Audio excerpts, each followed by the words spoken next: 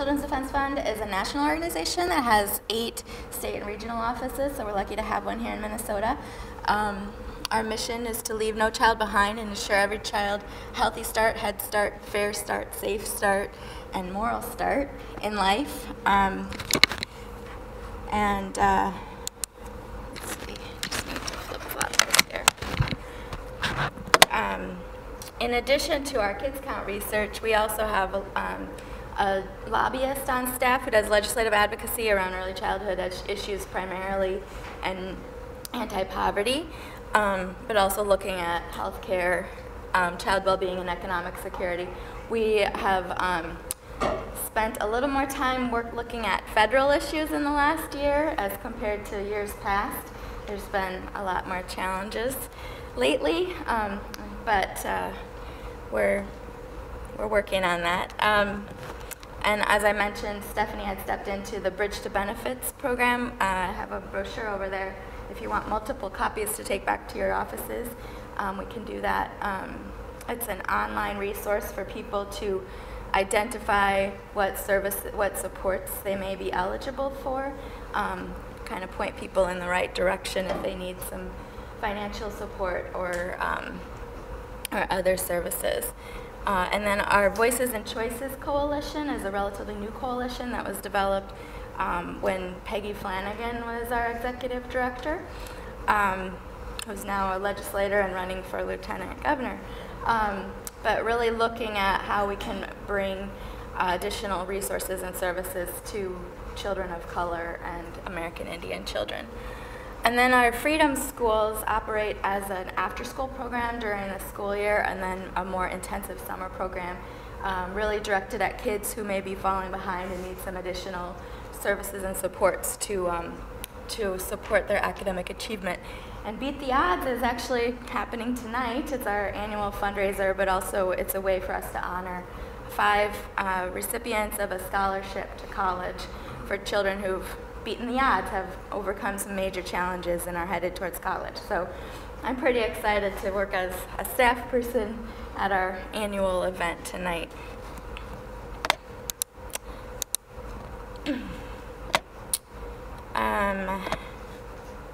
Okay, so I wanted to show you our new early childhood video. If we can make it work, we'll see. I think I'm connected to Wi-Fi. It's thinking.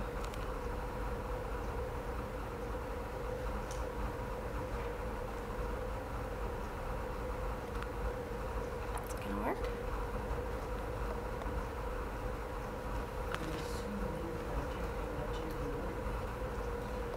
Just a second. Okay, it's loading on my computer. I'm not sure if it's gonna go to here. This is where it's stuck. But it's a video that we produced just in the last couple of months that really outlines the importance of early childhood education. It's available to anyone online if you want to view it on YouTube, if it won't load.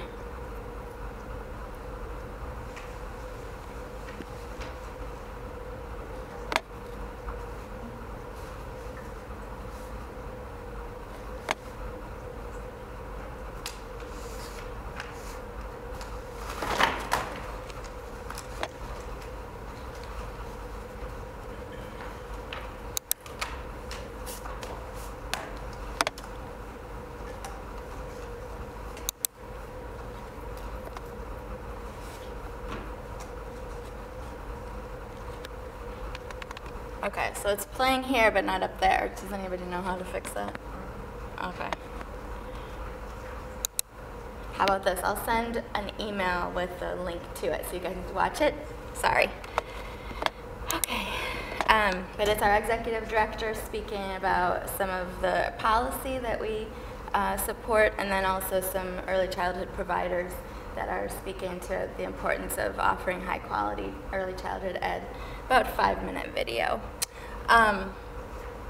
So the One of the key components of our Kids Count project is the online data center that is operated through the Annie Casey Foundation as well. Every state has its own page, and the general public, anyone can go online and access this website, datacenter.kidscount.org, and create your own maps and charts and graphs and things like that, choosing whichever indicators you're interested in learning more about, that we have at the state level and county level. I know you guys are interested in the Northwest Hennepin, and we don't have it available in that small of increments on the data center at this point. But I'm working on updating a lot of the indicators right now and trying to look into how we can more fully get that data available. This year's data book was organized into 4 key values that reflect a lot of the work that Children's Defense Fund does. Every year we organize it in a little different way. So the 4 key values that were identified this year were that all children live in economically stable households, that everyone has access to health coverage and care, and have high-quality early childhood and K-12 experiences, and live in safe homes and communities. So the data is organized throughout the book along those lines. And as I go through the slides, you can kind of follow along in the book. So I didn't print PowerPoint slides because all those graphs and charts are right there in your book for you. One thing that we really work hard at better reflecting on and understanding is looking at the data in terms of disaggregated race and ethnicity. So a lot of the data that we get is through the Census Bureau, and they really categorize, along with a lot of other places, categorize people according to about 5 key races and ethnicities. So American Indian, Asian, Black, White, and Hispanic or Latino, or 2 or more races. And we know that that doesn't really get into the nuances of people who may be immigrants versus people who were born here, different cultures, different nation groups. So we're working on figuring out ways to get into that data a little more holistically and understanding some of those subgroups in these major ethnic populations.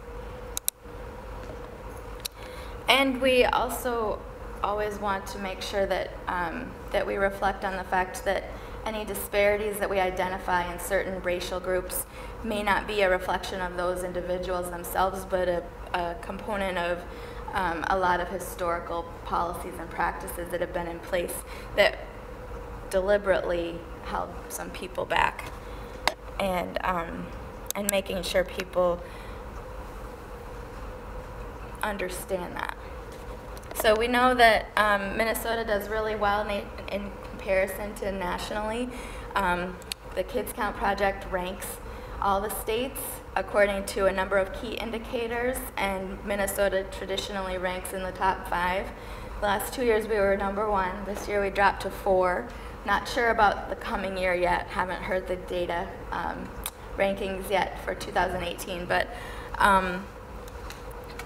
we know that that's just a subset of our group, and that we have certain disparities among racial groups that where we really need to improve on. One of the key areas that we identified in this year's data book is that we see a major shift in the demographics of our state, where we see in the next 20 years we're going to have a much more aged population, where the number of people ages 65 and up will surpass the number of children, and that will result in a somewhat shift in the way policies and funding is determined. That's something just to be aware of. So the retirement to working age ratio, this is from 1950, to 2070. So we're right there about where that line crosses and starts climbing up above 20%, and will hit just under 40% in the next 20 years and kind of hold steady there.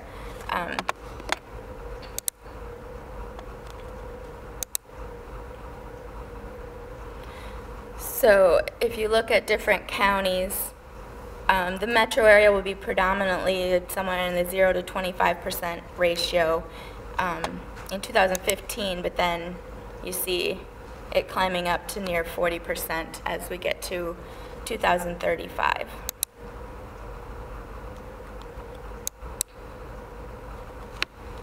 And then we also have seen a shift just in the last 10 years of a major increase in children who are 2 or more races, Hispanic and Latino, Black and Asian, and then a slight decrease in the number of children who are white. So a real shift in our racial and ethnic demographics.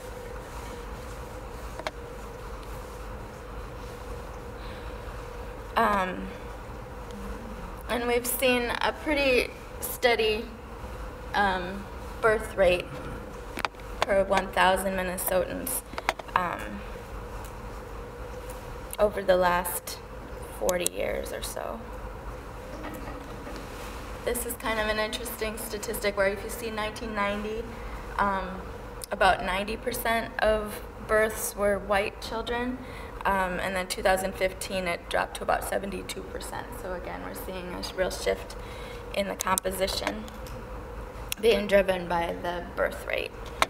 And then you just see the diversity growing statewide. So there's Hennepin in the middle, somewhere in the 40s percentages. Okay, so those are the 4 key values that I'll go over. The first being that all children live in economically stable households. We've noticed that families really haven't recovered from the recession of 2008, 2009, that there is a pretty steady amount of people who are living in poverty across all races, and that it's higher among Black and Hispanic. So if you look at 200% of poverty, it's still about 72% of Black or Hispanic families live under 200% of poverty. So there's where some of the disparities are. And this is something we like to point out, that economic stability is not a work issue, it's really a wage issue. So these statistics play that out, where in 2015 the unemployment rate of parents was 3%, which is really right about where the overall unemployment rate is, if not a little less than that. And children living in low-income households where no adult works was 2%, which is pretty negligible as well. But interestingly, 28% of children live in families where no parent has regular full-time employment. And so, but if you delve into that and think about it, I think a lot of families are piecing together multiple part-time jobs, or they have employment that's contract-based, or doesn't provide benefits, doesn't have paid time off, things like that. So, and those kinds of jobs aren't stable, right? So, challenging times for families with young children. But some of the policy gains that we've seen, we've increased the minimum wage and expanded the working family tax credit. So those, we know, support people who are low income, and increased the child and dependent care credit as well. Eliminating the asset test for work support programs helps people get access to them regardless of whether they own a car or have some kind of an asset that we know that in most areas in Minnesota you kind of need a car to be able to get to work, because we don't have a comprehensive transportation system. And then increasing funding to the Child Care Assistance Program. And federally, we just have heard that they're increasing child care assistance fairly significantly. So we'll see what that means and how much money will come back to Minnesota as we delve a little bit deeper into that tax bill and find out how the state is going to use those funds. But that's good news coming from the federal government. A couple things that we recommend that we're not necessarily pushing in the legislature this year, knowing that it's a short year and an election year, so a lot of legislators don't want to ruffle too many feathers. And going into session, we were under the impression that we'd have a shortfall, but it looks like there's a budget surplus now. So there are some funds for Governor Dayton to go out with a bang with his last year. But the MFIP cash grant, the Minnesota Family Investment Program, or the Welfare to Work program for Minnesota, has not increased since 1986. So I don't know if any of you have gotten a raise since 1986, but that's a really long time to wait. So $500 a month is pretty hard to live on in 2018, and that really needs to increase. And I know that there was a lot of pressure last year to try and get that increased, and it just didn't happen. So we're going to keep pushing at that. And then expanding more tax credits, that we know that that helps. One thing that our lobbyist is working really hard in coalition with is creating a statewide paid family and medical leave program. And then fully funding the child care assistance program, which, as I said, we got some support from the federal government on, but I think we can increase the state allocations as well. The second value is that all children have access to health coverage and care. We know we've made some major strides in the last several years to increase the percentage of people who are actually insured, but we still have a ways to go with African American and Hispanic, American Indian and Hispanic and Latino families. And I've heard different reasons why some of those disparities exist in terms of uninsured. And I saw an article recently that said that our uninsured rate increased about 2% in the last year. So we have to do some analysis and figure out what's going on there. But we do still need some outreach efforts towards some people who are uninsured. And one noted issue here is that the infant mortality rate in Minnesota is twice as high for American Indian and Black families than it is for whites or anyone else, and that's really not something that should be happening in this year. We see some successes with the teen birth rate. You see that huge decline over the last several years, and we hope that we can continue to keep that down, knowing that if people wait until after high school, they have better outcomes financially, and then also just better for children too. Some of the policy gains we've seen are increased funding for family home visiting. Another major success we've seen from the federal government is the Family First Act. I don't know if you guys have heard about the additional attention to child welfare given to the Family First Act that will increase allocations to the child protection system, that will really focus on prevention strategies that I'm guessing will include family home visiting, which is seen as a child abuse prevention program, among other things. So that's definitely a gain that's just come through in the last couple of weeks that we're still kind of figuring out how that's going to affect our programs here in Minnesota. And then implementation of the Affordable Care Act and expanding Medicaid has offered a lot of additional supports to families for their health access. And then a pilot program at Shakopee Women's Prison that provides support to pregnant, incarcerated women and then their newborns. We want to continue to watch funding for home visiting. Prevention isn't always an easy thing to fund because it's hard to prove. We want to watch that and make sure we can continue to see those funds come through. And then targeting outreach for those who are uninsured. Expanding access to medical assistance for people who are immigrants. And then dental reimbursement. This is something that I hear time and time again, that it's really hard to find a dentist who can offer care to people who are on medical assistance because the reimbursement rates are about a third of market rate, which is really hard to make the business work.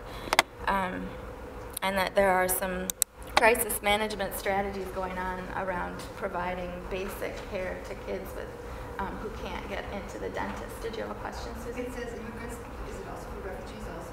Right. And then the third, I know a lot of you are most particularly interested in this value that all children have high quality early childhood and K through 12 experiences. Some interesting data here with the CCAP program, Child Care Assistance Program, ECFE, ECSE, and the district preschool.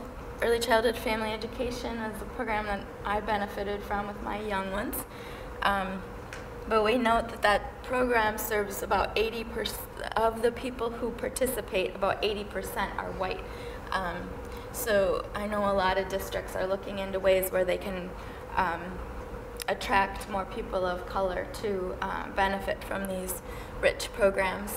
And that prior to kindergarten, about 14% of children access the CCAP program, benefit from those funds.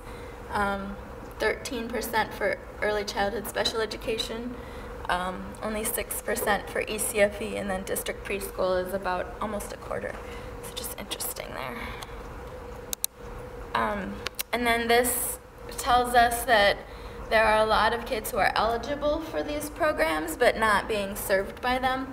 And this data is a little bit confusing because maybe some kids go to district preschool so they don't go to Head Start, you know, so there's children who would be eligible for multiple programs, so keep that in mind as you look at this. But really what we are trying to convey here too is that there's definitely a shortage of funds and that there are a lot of children who could be benefiting from some early childhood programs who can't get them because of shortages. And I know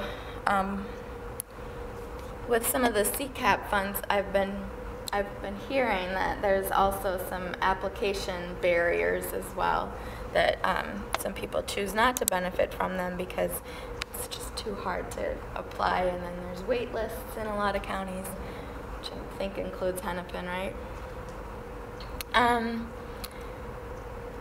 Proficiency in reading and math. We definitely see some disparities there with Black and Hispanic and Latino and American Indian children as compared to other races. But even the white children, which have kind of the highest outcomes there, are really only in about the 65th proficiency rate, which is still fairly low. So we have a ways to go across the board, but definitely we need to shore up the disparities among people of color in those proficiency rates. We're seeing some gains in the graduation rate across the board, but we still have some work to do there. I know, I think I just read recently there's even been another jump. So a lot of the data that's in this book is from 2015. So there is that lag time when the data becomes available and we put out our annual report. So keep that in mind.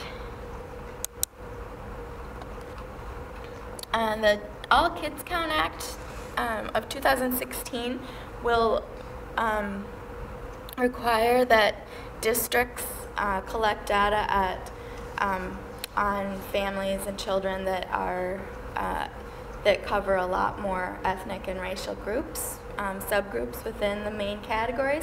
I know there was some disagreement about how far we go into nationalities and races and cultures, but it's a start, and that it'll help us really better understand which cultures within certain races have struggles. I know in the, I brought a few, we don't have that many left, but the Race for Results book is a national book that the Annie Casey Foundation put out, and it ranks all the states across the board with various races around a variety of indicators. And in Minnesota, the Asian population is third from the bottom in terms of outcomes. And if you really think about that, we have a lot more people from Southeast Asia and from some of the developing countries who are refugees that have more language barriers and things. than a lot of the Asians from traditional Chinese, Japanese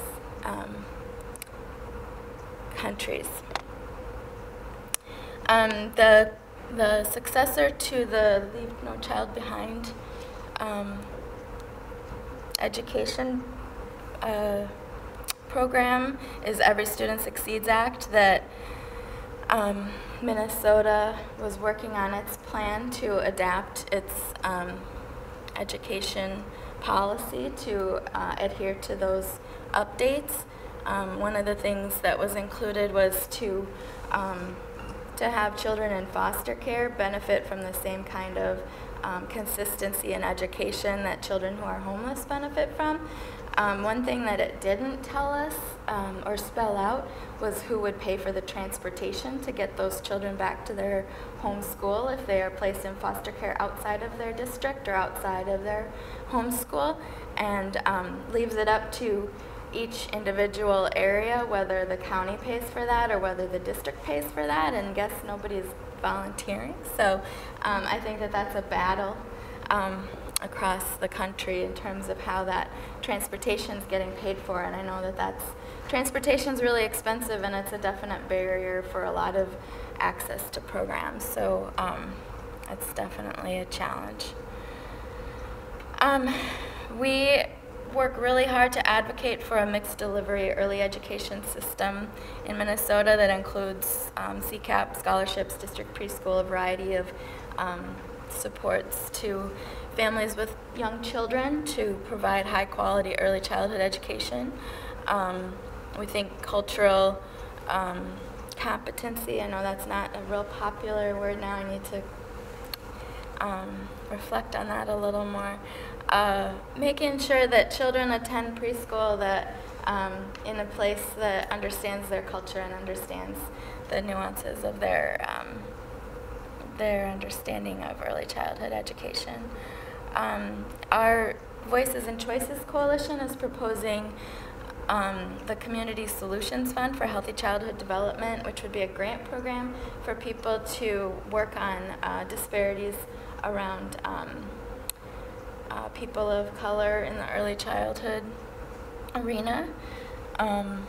We're getting a little traction. I think we're not necessarily seeing that it's going to pass this year, but continue to push and then see if we can get it through for next year. And then we know if that increased attendance can benefit children. When they show up to school, they learn and they have higher achievement rates. So finding ways to increase that attendance rate helps.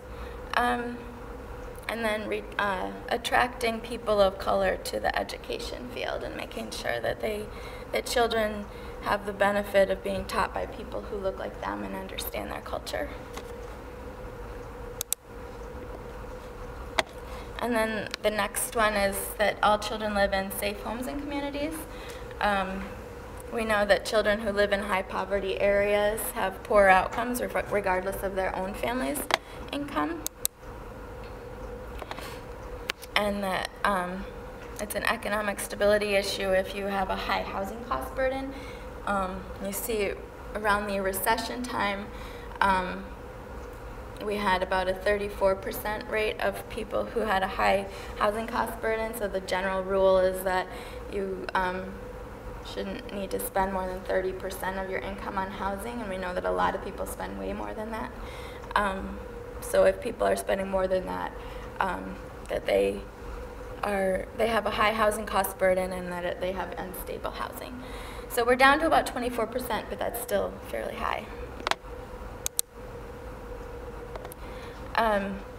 And again, like I said, this is 2015 data, and we know that a lot has changed in the child protection arena since then. So there was an uptick from 2014 to 2015 with alleged victims and reports of child maltreatment. Then in 2015, the governor had his task force on child protection, and that task force laid out 93 recommendations to make changes to the child protection system, which the legislature has been working on in the last couple of years, and put a lot more funding from the state into those programs, which then resulted in additional jumps in maltreatment accepted reports. So we'll see what the data tells us for next year. But we also know that there's some major disparities in the child protection system, that we have a lot more children of color, particularly African American children, but also American Indian children who are put in out-of-home placement. There's also a greater percentage of children with a disability who are in out-of-home placement and remain in out-of-home placement.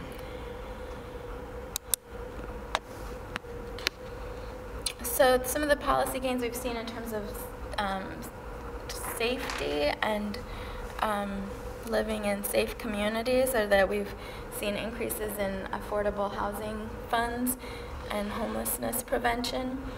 And then, like I said, the governor's task force.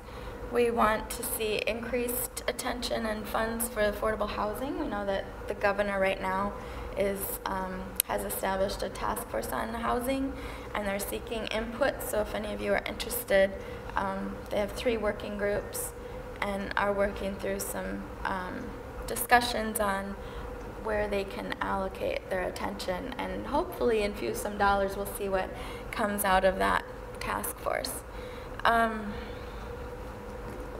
Continuing to address the needs of the child protection system.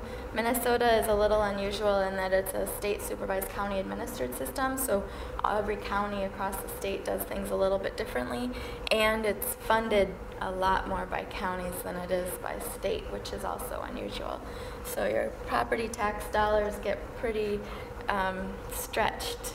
Mayor might know a little bit about that when the child protection rolls get more increase. And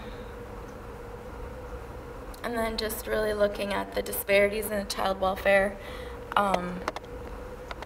And another issue we've been talking a lot about that we need to delve into is the opioid addiction issue. We know that substance abuse is one of the major reasons why children are placed in out-of-home care. So I wanted to show you this Early Childhood Longitudinal Data System website. I'll see if it'll pull up on my screen, and I practiced this yesterday, but I don't know if it's going to pull up on this screen. Have you guys accessed this online, the e-sleds? I don't know if they can come up with a better word than e-sleds, but that's where we're at for the moment. But if you go to eclds.mn.gov, you can sign up for email updates. It's a place where it's kind of like the data center Kids Count website, where they put a lot of data up there, and you can kind of play around with it and look at trends and indicators around early childhood education with kindergartners, birth to pre-K, and then up to 3rd grade. And there's some child welfare data in there right now too, kind of looking at children who are in out-of-home placement and how their achievement rates in education compared to those who are not in child protection. And my predecessor, Stephanie, has worked really closely with the people at eSLEDS, the Department of Education, and is continuing. And she wrote a report that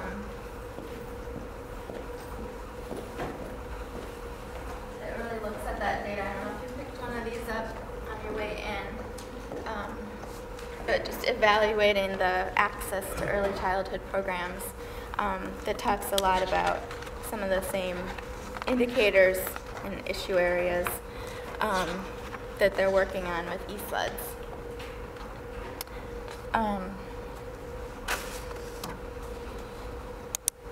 So it's even if you're not kind of a data wonk, you can, it's pretty easy to click in there and look at various demographics, and you can load it by you can look at statewide data, and then you can go to county, or you can look at school district. And so that's where I think for you guys in Northwest Hennepin, that's a lot more useful.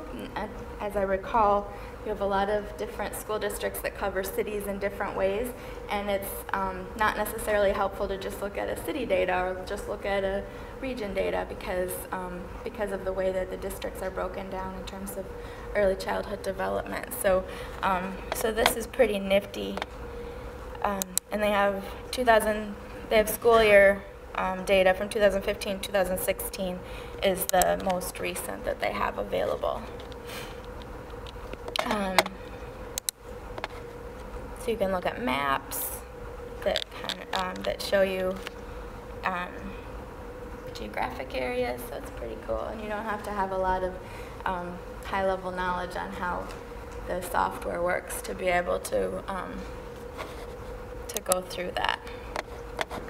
Okay.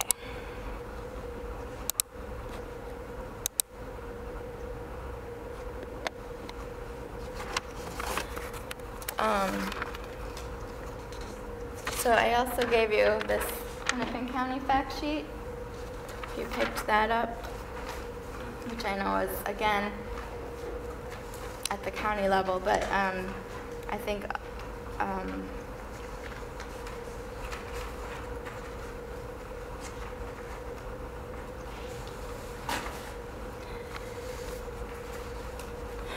okay. So what do you think of Stephanie's work that I'm telling you about? Is there any big surprises? Is there anything you think was missing? I think it's downright depressing. I know, I try not to make it so depressing. No, you're not depressing. Statistics. There's a lot of work to do. There is. And, you know, I know everybody's working really hard to address some of that, but we have some major challenges in this state. And I think what's really hard is if we rank so high compared to nationally, then wow. There are some real challenges in other parts of the country, and as much as we want to champion that we have a great state to live in, man, we have a lot of work to do still too. And there's a lot of needs out there. And I think what's hard too is looking at some of the government-funded programming. Families are distrustful of the government. It's hard to say that we're going to offer home visiting or we're going to offer child care assistance when if your family has generationally struggled with the systems, why would you participate in these programs? Right. How do we contextualize the experiences of families in this data? And there's the added fear right now with people who are immigrants who may not have all their documentation. I think that's a major issue too, where, you know, if you've got Latino families that are uninsured, there might be a very good reason why they're uninsured, right? They don't want to show up in anybody's roles right now. They don't want to rise to anybody's attention level because that could be dangerous for them. So we definitely understand that dynamic and need to be aware of the implications of, you know, we could have amazing programs, but if they are potentially going to alert the authorities to presence of people who are not properly documented, that could be a barrier for sure. And one thing that I know the Annie Casey Foundation is paying very close attention to nationally, and that we'll reflect on in the Kids Count report this year, I'm sure, is the census coming up in 2020, knowing that there's currently there's less funding allocated towards outreach and education around the census and why it's important to respond to the census. And we know that young children, parents of young children are very undercounted in the census historically. And that can be a problem because if we don't know that we have as many young children, we don't have enough funding for them. So that's definitely on our radar as well, trying to figure out how we can improve awareness and opportunity and access to ensuring that people do respond to it. But again, there are people who probably don't want to respond to it for very good reasons. And I think that there's misinformation out there about they're going to try and get a lot of people to respond to the census online this year, but that doesn't mean that's the only way you can respond to it. And so I think that that could be a barrier as well. If there's people with a mistaken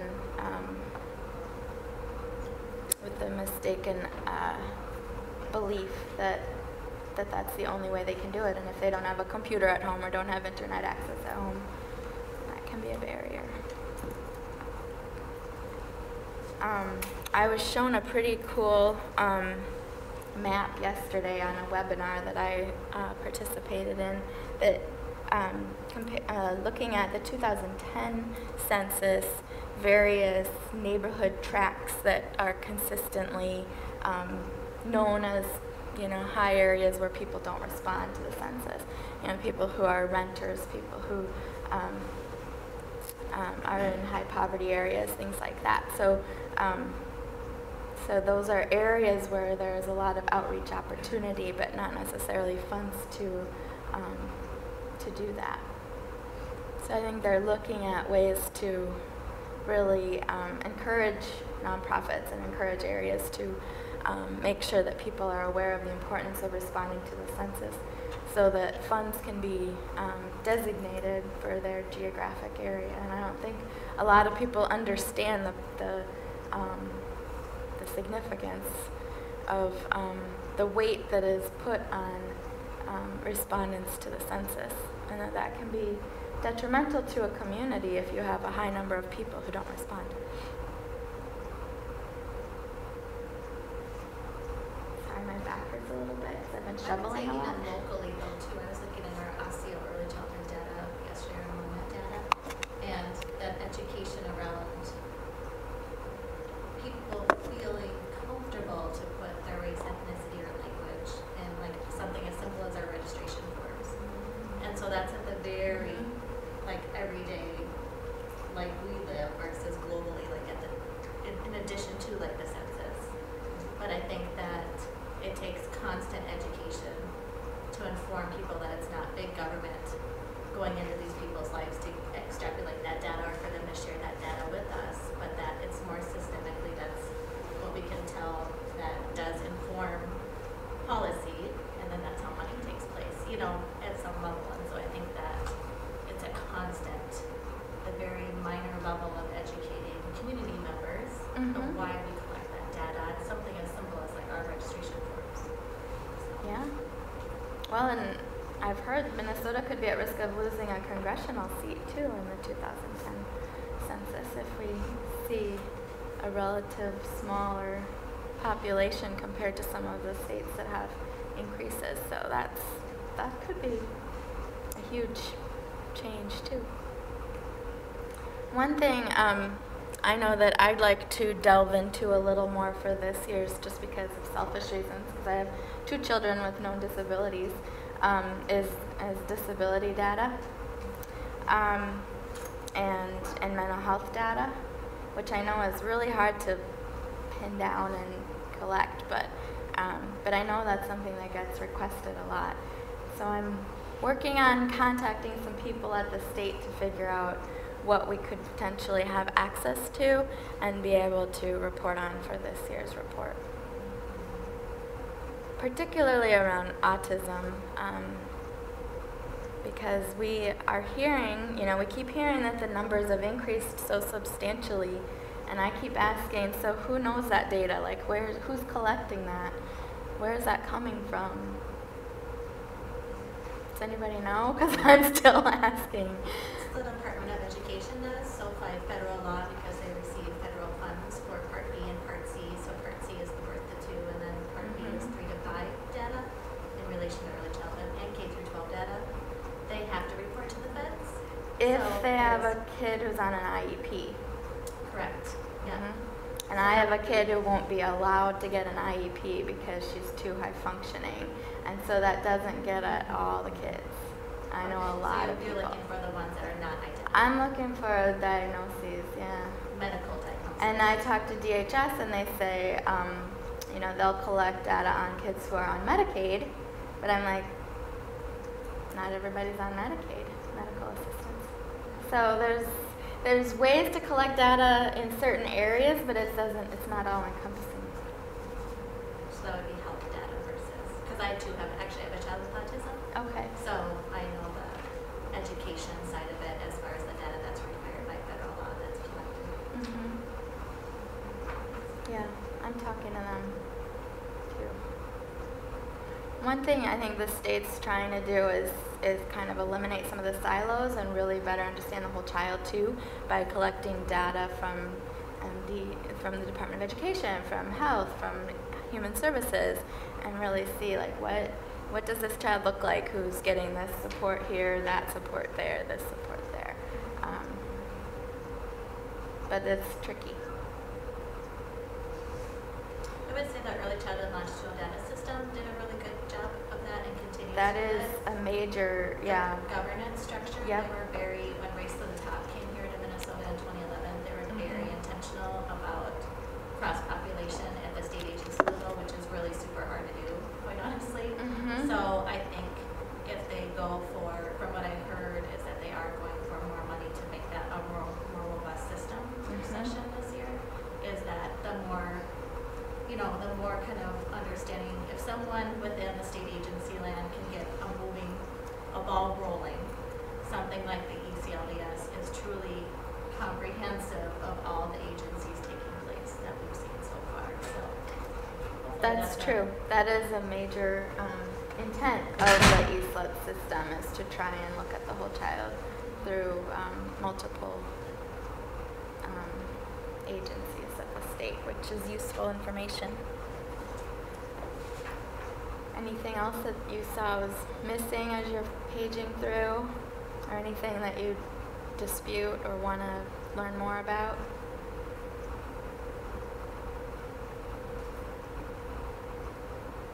I do think it's great that there's more efforts to kind of look at specific populations, thinking about autism, right, and the rise of autism diagnoses for families who are Somali living in Minneapolis. True. Like that is a very strange pattern that we have documentation that is happening. But I think if we're looking at, you know, the broader systems that we work with, I think that would be very helpful too to see what other nuances are there. Right. Yeah. That would be interesting to know. I think it would be important to not just say immigrants, but to say immigrants / And refugees. Given Mhm. controversies all over the country about that. Yep. There is a difference. My children show up really funny in a lot of this data because their dad is an immigrant, but he's not a refugee. He's from Australia. So he came here on a visa for work. A very different experience than.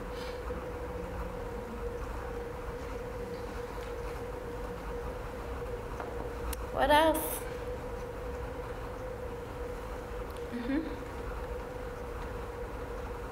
Looking at the data that you presented, it's obvious that there's an equity problem. And given your question, what might be addressed in the future, I think that needs to be lifted up higher in the report. The numbers speak for themselves, but hitting the nail on the head, so to speak, and talking more directly to equity for all communities, I think would be important. Okay, that's good feedback. I know that's something that we talk a lot about at our office, and the difference between equity and equality. But yeah, I'll keep that in mind.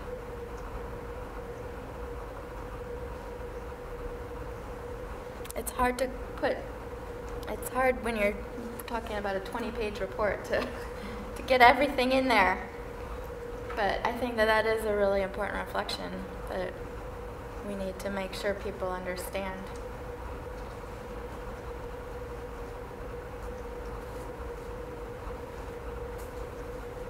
Are there, do we have some, I know we have some early childhood provider center folks here. What are districts doing in this area around working with people of color, with immigrants and refugees? I know I remember from when I worked with this network years ago, there were a lot of challenges just trying to figure out how can you have kids with 20 different languages in one classroom, and how can you support all of them and all of their needs. Did you get that all figured out? No, we've made some gains. Previously in early childhood there have been no EL support. So that is starting to happen in UPK, the pre-K, and also in our district programs, that there are DLL instructors that are part of early childhood. Helps. Still could use more funding and more support. I think in addition, so someone like myself, I'm again brand new to the district, but what I've seen is teaming with the city of Brooklyn Park, because they're doing a lot of great city work around being very intentional about reaching and having community conversations with many different types of folks, people of color, different immigrant, refugee communities, that sort of thing. And so it's almost like instead of us reinventing the wheel, it's us teaming up with others that are already doing really great work, and then how to build a bridge partnership based off of those other relationships that have been established. So my hope is that the longer we're here and we kind of get more comprehensive with our plan of reaching out most, or try to reach most families here in the Osseo area school district, is that we're being really intentional with teaming up with our local partners as well.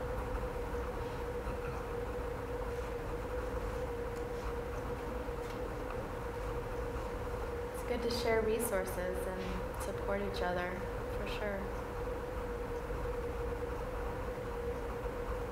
I think there are a lot of opportunities ahead. I think, despite some of the fears and challenges we've had at the federal level, to have the Family First Act allocate that much money towards prevention, that's a big win, I think. And sending those dollars to Minnesota for a lot of programs for families that may be at risk of child maltreatment. I think that's pretty exciting. Also, the funds for childcare, they were allocated in the last month or so too. I don't think we know yet how those dollars are going to be allocated across Minnesota, or how that's going to work until they start coming through. But that's a positive, for sure. And the Children's Health Insurance Program that expired in September, and then was we weren't sure if they were going to reauthorize it or not, even though that's always been just kind of a given in the past. They did finally get that reauthorized for 6 years, and then revisited it again, and now CHIP is reauthorized for the next 10 years, which, that's 10 years that advocates don't have to spend fighting on that one, and trying to ensure that program continues, because we know that that's provided a lot of support and benefit to families for children's health insurance. So that's a big win too at the federal level. And I think it's great that Governor Dayton is looking at housing as a major issue in his last year in office. And we'll see how the elections go, and what the major initiatives are for whoever comes into office next. But I think there's a lot of opportunity. But yeah, we also have to put on our advocacy hats too, and make sure that we maintain some of the great programs that are already in place, because it's not a given that they'll stay around unless we remind them that they're important and they're useful. Children's Day at the Capitol, I think, is March 28th. So that would be a good day to go visit and raise some noise if you're interested in that. today's Pacer Day at the Capitol. My office is 2 blocks from the Capitol, so I'm always tempted. I think there's one almost every day, or trend almost every day. But, you know, contact your officials and let them know that early childhood is important to you. It helps.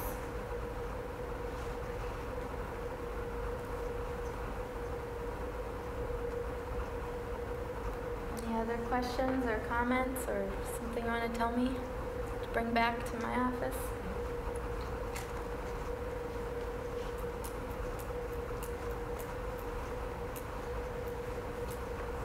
Okay. I think I have your email address if you pre-signed up or if you put it there. I'll follow up with you with our video and with e-sleds and maybe a couple other goodies. I'm sorry, I'm not technologically sound enough to get that shown to you. But there's a lot of great resources out there to delve further into what's going on in your area. And a lot of people fighting for early childhood ed because we know how important it is. Thank you. Thank you.